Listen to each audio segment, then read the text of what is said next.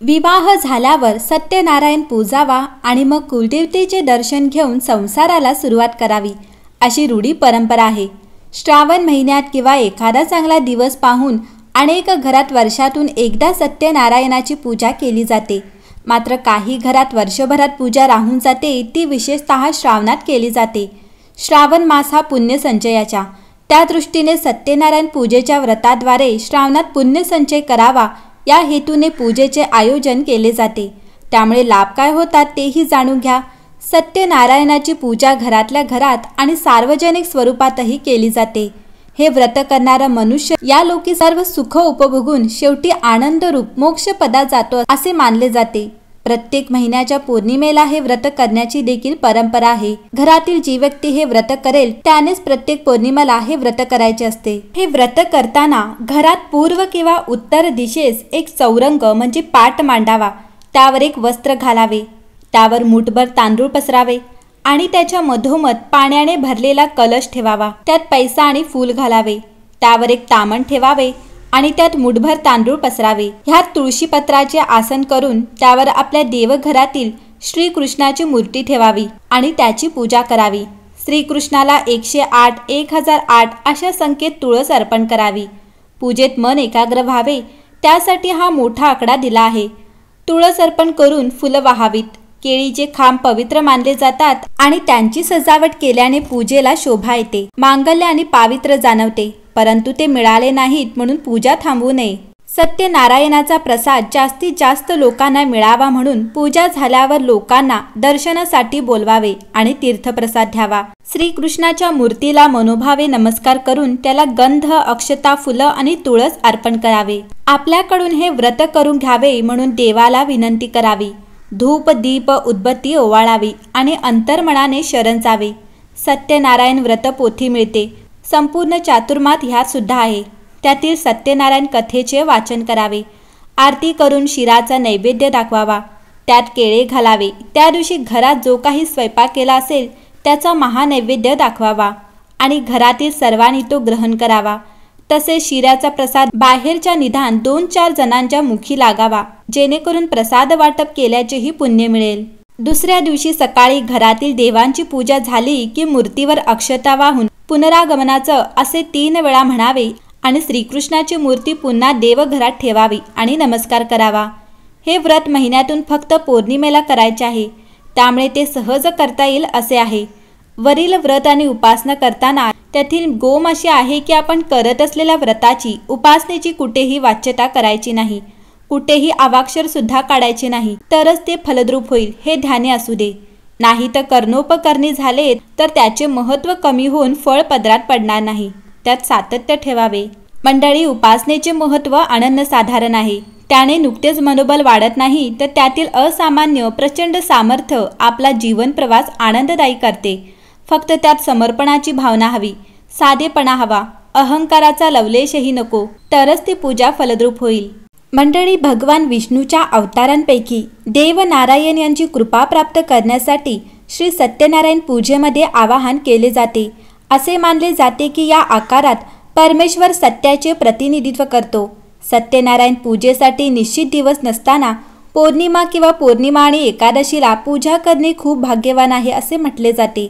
शिवाय भक्त नारायण पूजेच्या वेळी उपवास देखील पाळतात, कारण यामुळे त्यांना समृद्धी आणि आनंद मिळतो आणि त्यांच्या सर्व इच्छा पूर्ण होतात।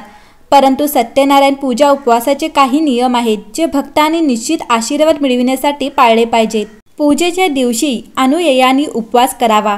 संध्याकाळी आणि सकाळी पूजा करणे शक्य आहे। सत्यनारायणाच्या पूजेच्या वेळी सत्यनारायणाची कथा अवश्य वाचावी।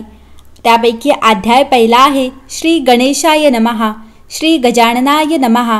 आता श्री सत्यनारायण कथेचा अर्थ सांगते। त्या नैमिषारण्यात राहणाऱ्या शौनकादी ऋषींनी पुराण सांगणाऱ्या सुतांना प्रश्न विचारला। ऋषी विचारतात, हे मुनिश्रेष्ठा, मनातील सर्व फळे कोणत्या व्रताने अथवा तपश्चर्येने मिळतात ते ऐकण्याची इच्छा आहे, कृपा करून सांगा। सूत सांगतात, मुनी हो, नारदांनी हाच प्रश्न भगवान महाविष्णूंना विचारला। त्यावेळी विष्णूने नारदांना जे सांगितलं तेच मी तुम्हाला सांगतो, शांत चित्ताने ऐका। एकदा महायोगी नारद मुनी जनतेवर दया करण्यासाठी अशा बुद्धीने अनेक लोकात फिरत असता मनुष्य लोकात आले आणि मनुष्य लोकात आपल्या पूर्वकर्मामुळे अनेक योनींमध्ये जन्म घेऊन अनंत प्रकारची दुःख सर्व लोक भोगीत आहेत, असे पाहून कोणत्या साधनाने त्यांची दुःखे नाहीशी होतील हा विचार करून नारद मुनी वैकुंठात गेले. त्या वैकुंठात 4 हातात शंख, चक्र, गदा व कमळ धारण केलेल्या व पायापर्यंत रुळणारी वनमाळा गळ्यात घातलेल्या स्वच्छ वर्णाच्या नारायण भगवंताला पाहून त्यांची स्तुती करण्याचा त्यांनी प्रारंभ केला. नारद म्हणाले, ज्याचे स्वरूप, वाणी व मन यांना न कळणारे आहे व जो अनंत शक्तिमान आहे, तो उत्पत्ती, मध्य व नाश यांनी रहित आहे, मूळचा निर्गुण आहे व जगाचा आरंभ काळी तो 3 गुणांचा स्वीकार करतो व जो सर्वांचे मूळ कारण असून भक्तांची दुःखे नाहीशी करतो, त्या नारायणाला माझा नमस्कार असो. नारद मुनींनी केलेली स्तुती ऐकून भगवान विष्णू नारदाजवळ बोलले. भगवान म्हणाले, मुनिवरा, आपण कोणत्या कामासाठी आलात? तुमच्या मनात काय आहे ते सर्व मला सांगा, मी त्याचे समर्पक उत्तर देईन. नारद म्हणाले, हे भगवंता, मृत्यू लोकातील सर्व लोक आपण केलेल्या पापकर्माप्रमाणे अनेक योनीमध्ये जन्म घेऊन विविध प्रकारची दुःखे भोगीत आहेत.